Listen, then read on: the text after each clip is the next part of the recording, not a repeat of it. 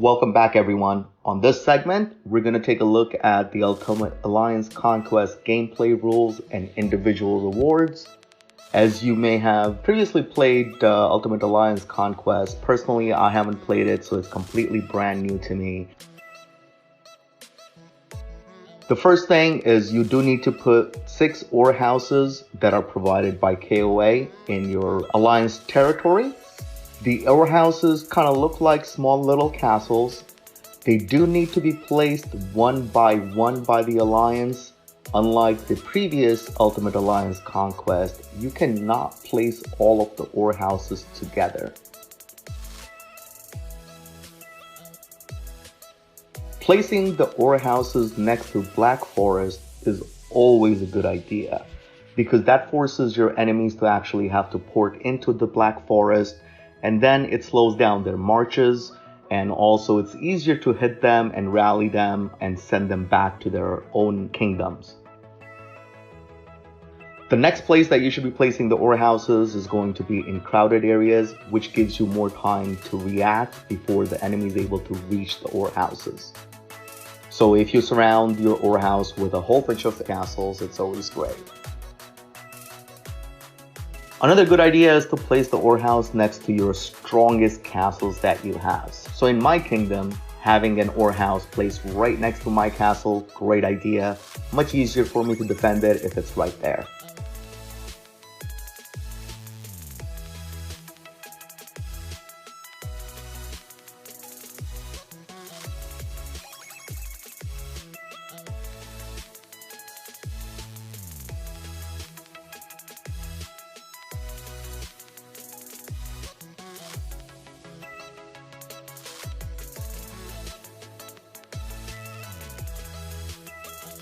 Now let's take a look at individual rewards and scores needed to get them. As you can see, you need 3,000 individual points for the first tier of rewards, and it goes further down: 5,000, 8,000, 12,000, 18,000. The rewards are very similar to previous Ultimate Alliance Conquest, so nothing great, but then again, KOA rewards are never something to really look forward to in most of the events. It's something that, it's kind of a byproduct. You're playing more for the fun of things, right? Ingots and the scroll rewards start from 18,000 points onwards.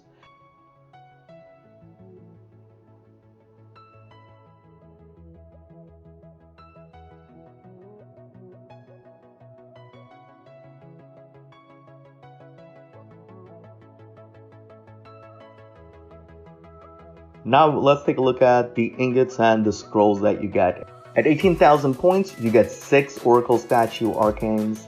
24,000 gets you 5 Hellsbane ingots.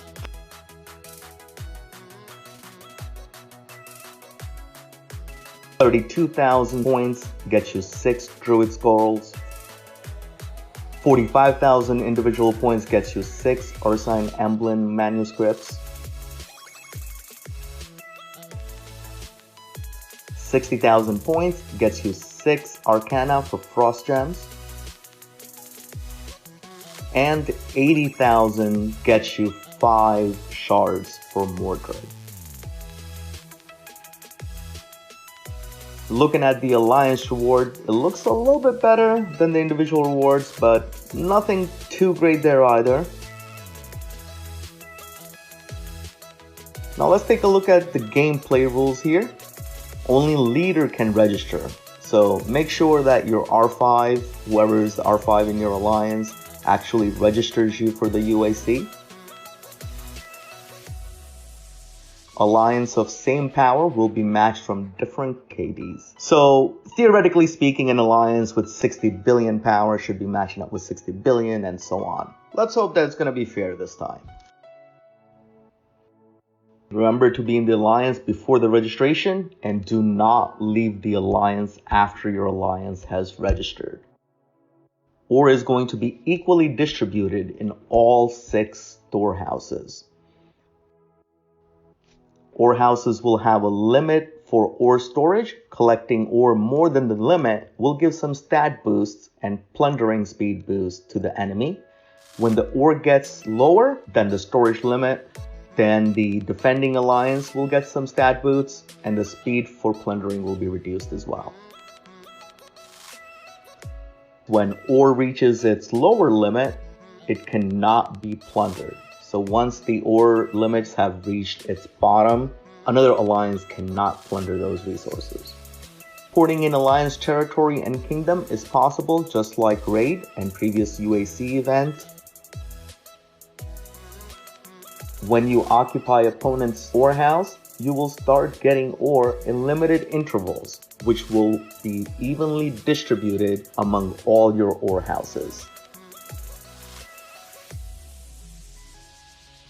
Alliances will gain points at regular intervals based on the amount of ore they have in their Orehouses. So it almost sounds like the more ore you have in your own Orehouses, the slower the plundering will be when you are in another alliance's Orehouse.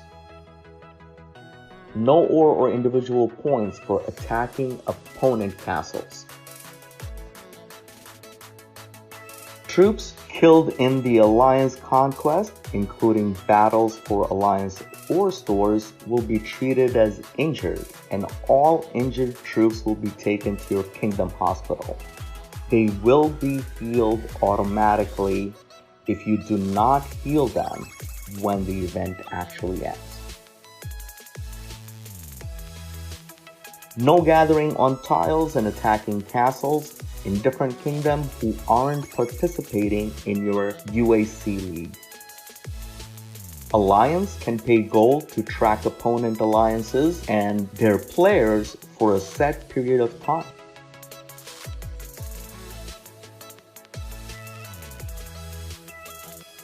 Alliance rankings will be based on points earned by alliances by the end of the event. Rewards will be distributed accordingly.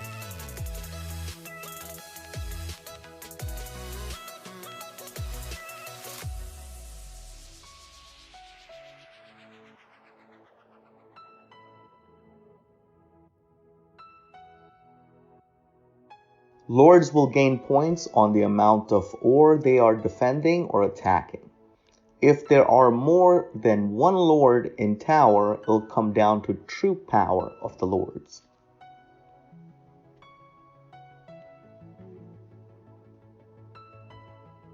Individual reward will be available for those lords who earn enough points.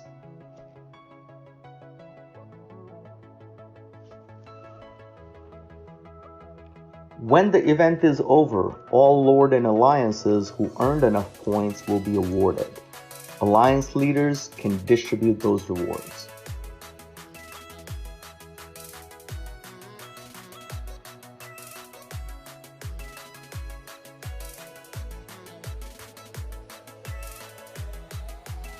In case of a server fault or bugs, or the event gets closed early, the ranking of alliances at the time when it gets closed will be treated as final score, and reward will be sent according to that. Here are some helpful tips to help you out with the UAC. Make sure you're making 2 teams with 2 best players as leads, and send one team to plunder and have the other team defend your Orehouses. It's always a good idea to know the enemy's time zone, so you can get some ore while most of that alliance is asleep. Plunder in team that will give you strength against stronger solo enemies. And don't forget your Dragon Idol or Shadow if you don't want to wake up without the truth.